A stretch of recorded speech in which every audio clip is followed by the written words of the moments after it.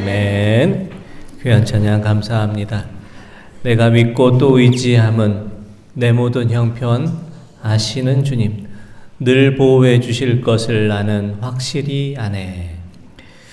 우리의 모든 형편을 아시는 주님, 또 우리를 늘 보호하시는 주님과 늘 동행하시는 우리 성도님들 되시기를 원합니다.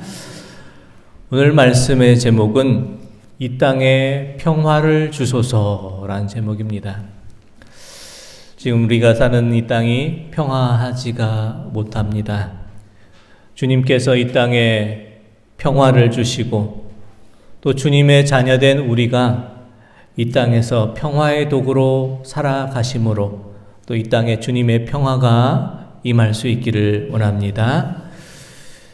뉴스의 보도를 통해서 아시는 바와 같이 지난주 7일 팔레스타인의 무장단체 하마스에서 이스라엘 향해서 로켓포 5,000발 이상을 이렇게 발사를 했습니다. 이스라엘이 자랑하던 아이언돔이 하마스의 무차별 그 로켓포 앞에서 무력했고 한 70% 정도 막았다고 했지만 그래도 많은 피해가 있었습니다. 이에 대한 또 보복으로 이스라엘은 그 비행기 공중 폭격을 해서 팔레스타인 지역의 많은 또 민간 시설, 학교, 병원, 아파트, 사원에 미사일 6,000발의 폭탄을 또 이렇게 해서 발사해서 또 많은 민간인들이 살상을 당하고 그 중에 3분의 1은 어린이들이 또 이렇게 죽임을 당했습니다. 현재 이스라엘과 팔레스타인 양측에 많은 사상자가 계속 발생하는 과정 중에 있습니다. 제가 청년부 때 지도했던 그 제자가 마침 이때 또 성지순례 가이드로 또 인솔해서 이스라엘에 가 있는 상태에서 이 상황을 맞이해가지고 급히 빠져나오려고 하니까 공항도 폐쇄되고 항공편도 다 결항이 돼서 요르단을 통해서 이스라엘을 탈출해서 지금 두바이에 있다, 이런 소식이 전해왔습니다. 또 그때 마침 또 신학교 우리 동기 목사님은 이스라엘 사는 분입니다. 이스라엘 영주권자고 이제 예루살렘에 살고 있었는데 마침 외국에서 있다가 이스탄불을 경유해서 텔아비브를 거쳐서 그 집인 그 예루살렘을 가려고 했는데 또 하마스의 로켓포 공격으로 공항이 또 폐쇄되어서 암만을 거쳐서 육로를 이용해서 예루살렘 집으로 들어가는 중이다, 이런 또 소식도 전해왔습니다.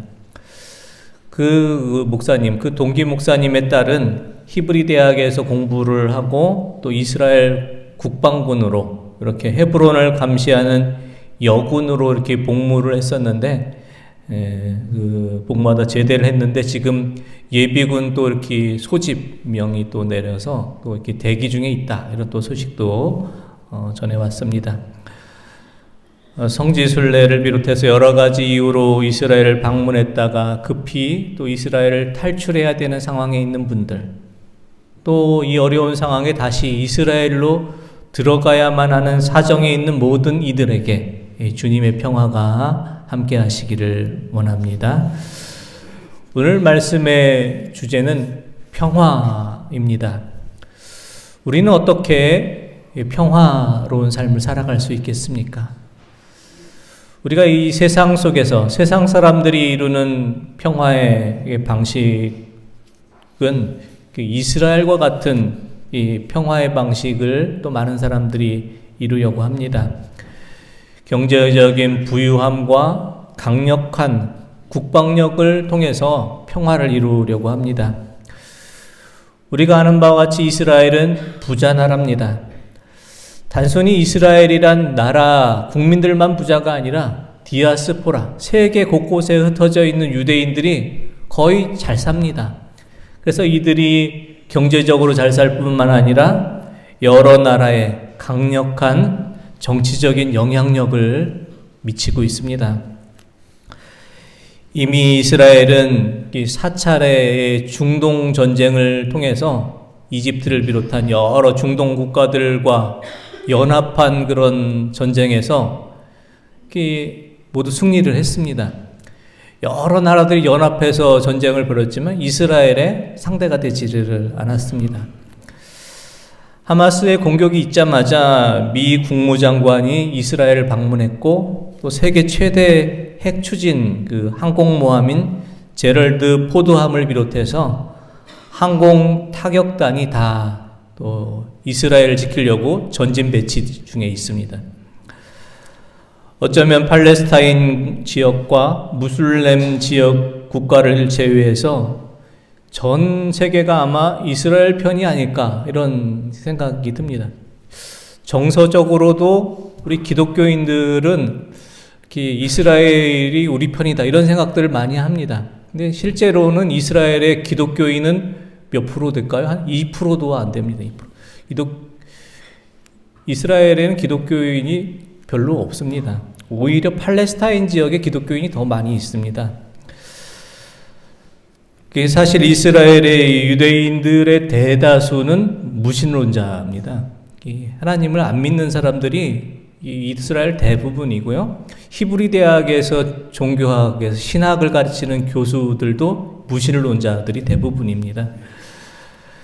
유대인들도 사실 또 유대교 신자 아닌 사람들도 참 많이 있습니다. 이번 하마스와 이스라엘 간의 전쟁은 종교 간의 전쟁이 아니라 더 정확하게는 영토 싸움이고, 또 정치적인 싸움이고, 종족 간의 전쟁이다라고 할 수가 있습니다. 경제적인 부유함과 강력한 국방력을 이루고 있는 이스라엘이 추구하고 있는 이 평화의 방식은 과연 옳은 방식인가? 힘으로 주변 나라를 억누르고 내 맘대로 이렇게 만들어가는 이 평화, 옳은 방식인가를 생각해 봅니다. 중동 지역은 세계의 화약고다, 이렇게 불리는데 여기에 대해서 이스라엘의 책임은 없는가를 한번 묻게 됩니다. 우리가 아는 바와 같이 이스라엘은 1948년도 이전에는 존재하지 않았던 나라였습니다. 하나님의 선택된 백성이었지만 하나님을 의지하지 않고 우상을 섬기고, 더구나 이 땅의 구원자로 오신 예수님을, 유대교 신자들이 예수님을 십자가에 못 박아 죽이고, 그 후에 AD 73년 유대와 로마 전쟁으로 인해서 이스라엘은 예수님의 예언처럼 돌 위에 돌 하나 없이 완전히 멸망당해서 지구상에서 사라진 나라가 됐습니다. 다 흩어져 버렸습니다, 유대인들은. 그런데 그 2000년이 지난 후에 흩어져 있던 유대인들이 다시 팔레스타인 지역에 모여서 나라를 건설하려고 했습니다. 2차 세계대전 중에 유대인들이 얼마나 서름을 당했습니다. 그러니까 유대인들 600만 명이 희생당하는 이 어려움을 겪고서, 나라 없는 서름이 참 크구나, 나라를 건설해야겠다, 이렇게 2차 세계대전 후에 이렇게 마음을 먹고 이렇게 와서 나라를 건설하려고 했습니다. 근데 사실 2000년 동안 팔레스타인 지역에 살지 않다가 2000년 만에 와가지고 여기가 우리 땅이니 내놔라, 이렇게 땅을 요구하는 것은 정당하지가 않습니다. 왜냐하면 거기 2000년 동안 팔레스타인 사람들은 거기서 계속 살아왔기 때문이죠. 하지만 당시 팔레스타인을 다스리던 영국의 주도로 팔레스타인 원주민들을 몰아내고 급조해서 이스라엘이라는 나라가 1948년이 건국되게 됩니다. 그동안 이스라엘과 팔레스타인의 영토가 어떻게 그 지형이 바뀌었는지 한번 지도를 한번 이렇게 살펴보도록 하겠습니다. 제일 왼쪽에 녹색이 팔레스타인이 살고 있던 땅이 바로 녹색입니다. 원래 다 팔레스타인들이 살고 있던 녹색 땅이었는데 1948년 무렵에 이제 와서 영국의 주도하에 이제 이 팔레스타인이 땅을 양보해서 반씩 그러면 이스라엘 반, 팔레스타인 반, 이렇게 이제 반씩 억지로 나눠줬습니다. 근데 좀 지나고 보니까 이스라엘이 중동과 이제 4차 중동 전쟁, 다 승리로 해가지고 이집트 시나이 반도까지 다 이스라엘이 점령해 버렸었어요. 그래가지고 힘이 워낙 막강하니까 이스라엘이 반반씩 있던 거를 더 뺏었습니다. 그래서 저기 귀퉁이에 해안가에 조금 녹색 있는 거기가 바로 가자지구입니다. 가자지구와 이쪽 서쪽 땅 일부를 또 차지했죠. 중동 전쟁 이후로 더 많이 이스라엘이 땅을 차지했다가 지금 현재 1993년 오슬로 평화협정이라는 게 맺혀졌는데 그 후에 더 많이 팔레스타인들의 땅을 양보해서 지금 팔레스타인의 땅은 잘 보이지 않습니다. 거의 다 이스라엘이 다 땅을 차지했고 이쪽 해안가 가자지구 조금 저쪽 서안지구 가자지구에 200만이 살고 있고 서안지역 요르단 가기 그 전에 있는 초록색 조금 되어 있는 서안지역에 300만이 살고 있고 이스라엘이란 나라 국민이 다 유대인들이 아닙니다. 그 안에 이스라엘 국민 900만 중에 200만이 팔레스타인 사람입니다. 그렇게 지금 구성되어 있습니다.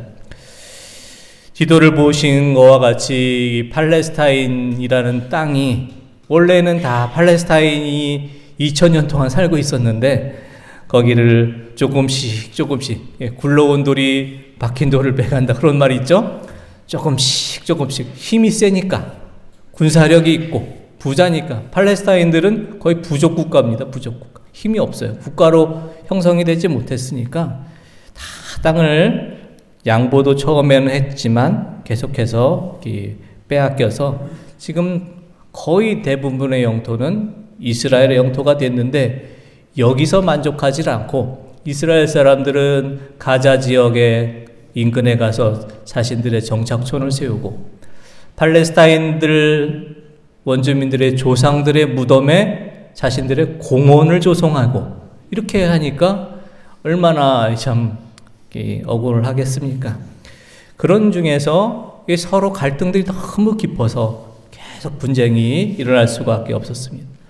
이스라엘은 가자 지역에 아예 장벽을 세웠습니다. 높은 장벽을 세워서 오고 가지 못하도록 이렇게 큰 장벽을 세워놓고 거대한 감옥처럼 가자지구 그 해안가 구퉁이에 있는 보이지도 않는 그 조그만 지역 거기에 사람들의 통행을 막고 식료품과 의약품이 오고 가는 것을 차단하고 식수도 공급을 하지 않았습니다. 가자 지역의 90%가 오염된 물을 마시고 가자 지역의 82%가 냉장고가 없이 살아가고 있습니다. 이제 하마스의 공격 이후 식수와 전기와 물도 끊어질 그런 위기 앞에 놓여져 있습니다. 가자 지구는 세종시 정도 크기인데 거의 200만 이상이 살고 있으니 얼마나 열악한 환경에서 인구 밀도가 높은 감옥과 같은 그런 도시가 됐습니다. 특별히 이스라엘이 지금 염려되는 것은 이스라엘이 매우 극우화되었다는 것입니다. 시온주의자, 다 우리 땅을 차지하고 옛날 다윗과 솔로몬의 영광을 회복하자. 팔레스타인 다 몰아내자. 조금 있는 그 지역까지도 다 몰아내자. 이렇게 하는 극우파들이 지금 득세를 하고 있습니다. 1993년 오슬로 평화협정을 통해서 우리가 잘 많이 들어봤던 피에로의 아라파트 의장, 연세 드신 분들 다 아실 겁니다.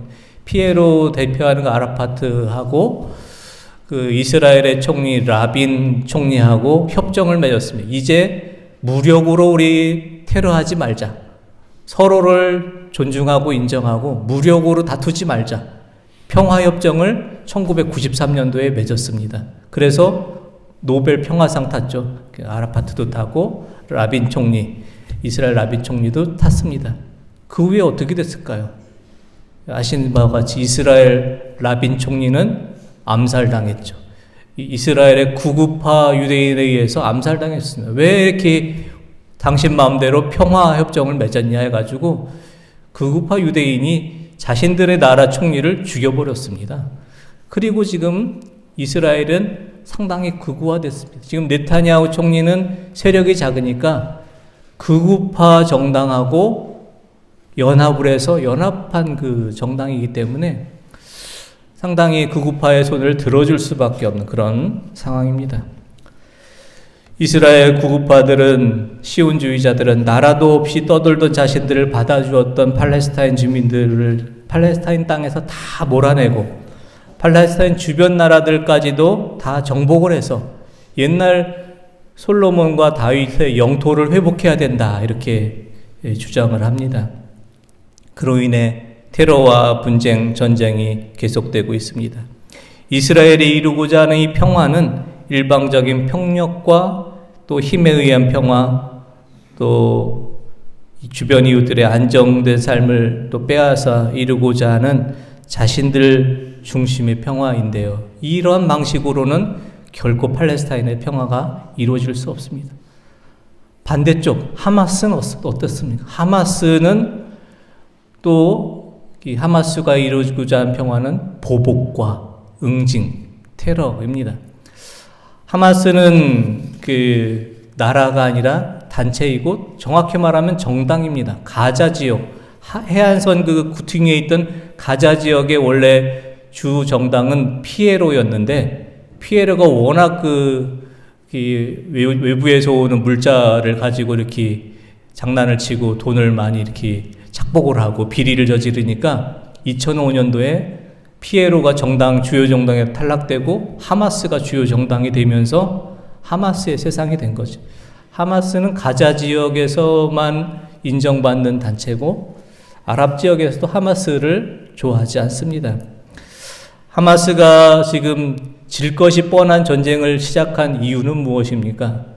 틀림없이 질 건 뻔하지만 이런 이 테러를 일으켜서 주변 아랍 국가들, 이란을 비롯한 주변 아랍 국가들이 자기 편이 좀 되게 하고, 또 레바논의 헤즈볼라라는 그 무력 단체도 자기 편이 되게 해서 하마스와 이스라엘의 전쟁이 아니라 중동과 이스라엘 전쟁으로 이렇게 크게 확대하려고 이런 질게 뻔한 테러를 시작한 것입니다.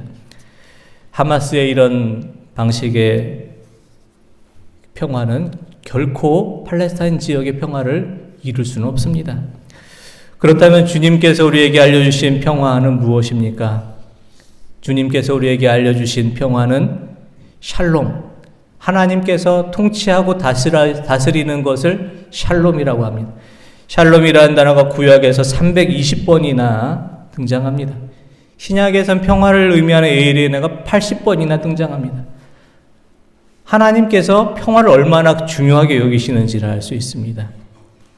평화는 하나님과 완전한 일치를 이루고 완전한 회복을 이루는 것을 평화입니다. 하나님 안에서 참된 평화를 이루는 사람은 어떤 사람입니까? 우리의 마음이 흔들리질 않아야 됩니다. 하나님 중심으로 심지가 견고하고 세상이 만들고 얘기하는 그 잘못된 평화의 방식에 마음이 흔들리지 않아야 됩니다. 이사야서 26장 3절에서 4절의 말씀 한번 보겠습니다. 주께서 심지가 견고한 자를 평강하고 평강하도록 지키시리니 이는 그가 주를 신뢰함이니이다. 아멘. 심지가 견고한 사람이 평화를 이룬다. 심지를 의미하는 히브리어 예체르는 마음에 형성된 계획과 의향과 목적을 말합니다. 심지가 견고하다는 것은 마음이 요동치 않고 일관되게 하나님만을 바라보고 의지하는 것을 말합니다. 세상을 바라보지 않고 하나님만을 바라보고 전적으로 하나님만을 신뢰할 때 하나님의 방식으로 우리는 평화를 이룰 수가 있습니다. 우리가 마음이 불안해지면 눈동자가 흔들려지고 마음이 불안해집니다. 하지만 우리의 심지가 견고해지면 하나님을 의지할 때 우리 하나님의 방식의 평화를 굳건하게 붙잡을 수가 있습니다. 지금 우리는 각종 테러와 분쟁, 북의 핵 위협, 미사일 도발, 각종 사회범죄, 묻지마 범죄, 우리의 마음이 불안합니다. 이런 상황 속에서 심지가 견고한 자가 되기를 원합니다. 하나님의 사람은 단순히 복음만을 전하는 자가 아니라 심지가 견고한 자가 되어서 하나님의 평화를 전하는, 평화를 만드는 피스메이커가 되어야 합니다.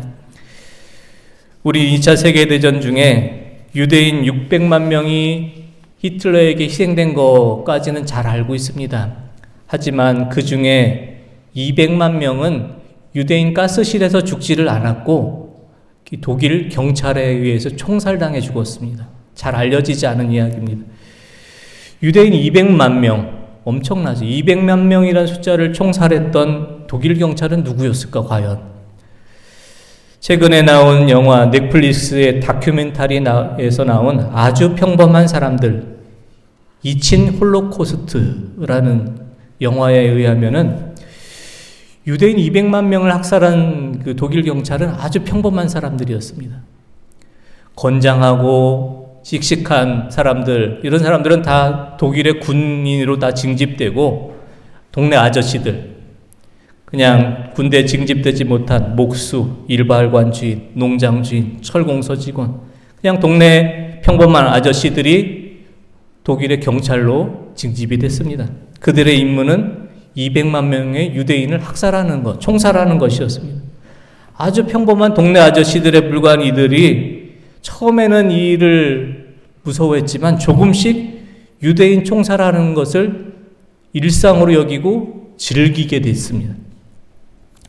같은 마을 영화관 주인이었던 유대인 주인을 총살하고 친한 이웃이었던 유대인을 죽이는 것을 아무렇지 않게 여기고 아기와 엄마를 한꺼번에 이렇게 끌어안게 해서 총알 하나로 두 사람을 함께 죽이는 이 경제적인 방법까지도 고안해내기도 했습니다. 그런데 유대인 총살에 참여한 것은 강제성이 전혀 없었습니다. 누구든지 자원하는 사람만 와서 참여하라 이렇게 명령이 내려졌는데 자원하라고 했을 때 거기서 총살에 참여하지 않는다면 비겁한 자가 되고 또 겁장이라는 그런 소리를 들을까봐 비겁하다고 겁장이라는 소리를 들을까봐 총살에 하는 일에 자의적으로 참여해서 200만 명의 유대인들이 아주 평범한 사람들에 의해서 총살을 당했습니다. 아주 평범한 사람들 이친 홀로코스트라는 다큐멘터리를 보면서 저는 많은 충격을 받았습니다. 악을 행하는 것이 이 동네 아저씨들, 평범한 사람들, 평범한 우리도 심지가 굳지 않으면, 믿음이 분명하지 않으면 이런 것에 휘말릴 수밖에 없구나, 이런 것을 느꼈습니다. 우리의 심지가 견고하시기를 원합니다. 하나님의 방식, 하나님의 뜻을 분명히 붙잡으실 수 있기를 원합니다. 우리가 이루는 평화는 넓게는 인류를 위한 평화지만 작게는 이 평화는 우리를 위한 평화입니다. 그래서 심리학자 칼 융은 이렇게 말했습니다. 마음의 평화는 모든 질병과 마음의 상처를 치료해 줍니다. 이 땅의 평화를 이루는 것은 나를 건강하게 하고 나를 잘 살 수 있게 합니다. 미움이 있으면 스트레스가 생기고 병의 원인이 됩니다. 우리의 참된 평화가 임할 때 우리는 또 건강한 몸과 마음을 얻게 됩니다. 평화를 통해서 유익을 얻게 되는 것은 우리들 자신입니다. 김민기 씨가 작사 작곡하고 가수 양희은 씨가 부른 작은 연못이란 노래를 보면 평화를 이렇게 노래합니다. 깊은 산 오솔길 옆 자그마한 연못엔 지금은 더러운 물만 고이고 아무것도 살지 않지만 먼 옛날 그 이 연못엔 예쁜 붕어 2마리 살고 있었다고 전해지지요. 깊은 산 작은 연못. 어느 맑은 여름날 연못 속에 붕어 2마리 서로 싸워 한 마리는 물 위에 떠오르고 여린 살이 썩어 들어가 물도 따라 썩어 들어가 연못 속에선 아무것도 살 수 없게 되었죠. 깊은 산 오솔길 옆 자그마한 연못엔 지금은 더러운 물만 고이고 아무것도 살지 않죠. 그래 많이 들었던 노래이죠. 깊은 산 오솔길 옆 작은 연못에 붕어가 행복하게 2마리가 살고 있었는데 서로 다투면서 서로 먹이를 더 많이 얻겠다고 싸웠고 한 마리가 죽었더니 한 마리가 그 넓은 연못을 다 차지한 것이 아니라 그 나머지 한 마리도 죽어버렸습니다. 썩은 물 때문에. 평화는 그것입니다. 나 혼자만이 아니라 우리가 함께 평화는 만들어 가신 것입니다. 하나님께서 주시는 평화는 그러므로 더불어 함께 이루는 평화입니다. 내가 행복해야 내가 행복할 수 있고, 내가 기쁠 때 내가 기쁠 수 있는 것입니다. 내가 참고 손해보고 먼저 용서하고 먼저 사랑할 때, 그때 주님의 평화는 시작되는 것입니다. 사랑하는 성도님들 가정과 우리의 모든 발걸음 위에 하나님의 평화가 임하기를 원합니다. 세상에서 말하는 평화의 방식이 아니라 하나님을 신뢰하는 심지가 굳은 믿음으로 오직 주님만을 믿고 의지하며 주님만을 바라보며 주님의 말씀을 중심으로 우리가 모든 일을 이루시기를 원합니다. 그래서 미움이 있는 곳에 사랑, 상처가 있는 곳에 용서, 분열이 있는 곳에 일치, 의심이 있는 곳에 믿음, 절망이 있는 곳에 소망, 슬픔이 있는 곳에 기쁨을 심는 평화의 사도로 살아가시는 우리 성도님들 되시기를 원합니다. 기도드리겠습니다.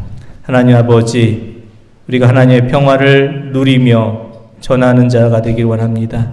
세상에서 이루는 잘못된 평화의 방식이 아니라 하나님을 전적으로 의지하는 심지가 굳은 믿음으로 오직 주님을 의지하고 주님만 바라보며 주님께서 우리에게 말씀하신 그 평화를 우리가 붙잡고 그 평화를 이루기를 원합니다. 미움이 있는 곳에 사랑, 상처가 있는 곳에 용서, 분열이 있는 곳에 일치, 의심이 있는 곳에 믿음, 절망이 있는 곳에 소망, 슬픔이 있는 곳에 기쁨을 심는 평화의 사도로 살게 하여 주옵소서. 특별히 이스라엘과 팔레스타인에서 희생당하는 수많은 민간인들 불쌍히 여겨주시고 오랜 갈등과 앙금과 복수의 마음을 내려놓고 주님의 참된 평화가 그 땅에 이루어지게 하여 주시옵소서. 예수 그리스도의 이름으로 기도드립니다.